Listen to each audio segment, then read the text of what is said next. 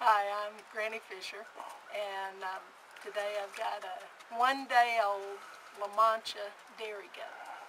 My doe Mimi had twin does early yesterday morning, and this is one of them.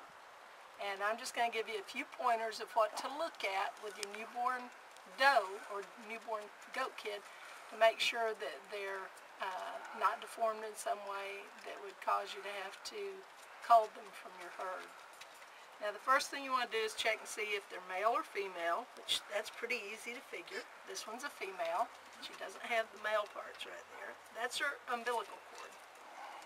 Okay, second thing you want to do is check and see if she has two teats, because sometimes they'll have more than two, or they'll have a double teat, or they might have a teat with more than one orifice. But you check and make sure they just have the two teats. Okay, now on her face, you want to make sure her top and bottom jaws meet perfectly evenly. You don't want an overbite at the top or an underbite at the bottom.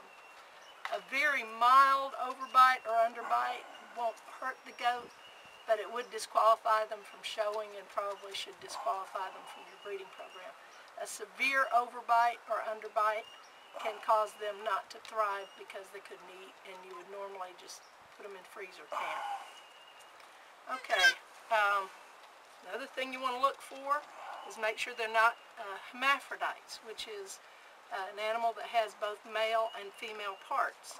If a female has a little knot right there, about as big as an English pea or a green pea, then that would indicate that they're hermaphrodite, and they're probably not useful for any kind of breeding, and that one would need to go into freezer camp. Okay, you want to make sure their legs are straight.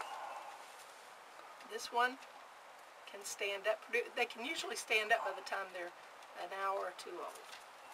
And in this case, this one is a La Mancha, which is the earless goat. And what you see here are what's called gopher ears.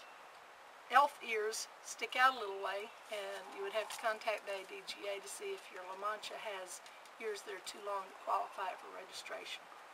But a gopher ear like this that doesn't stick out at all, that's perfect for a La Mancha.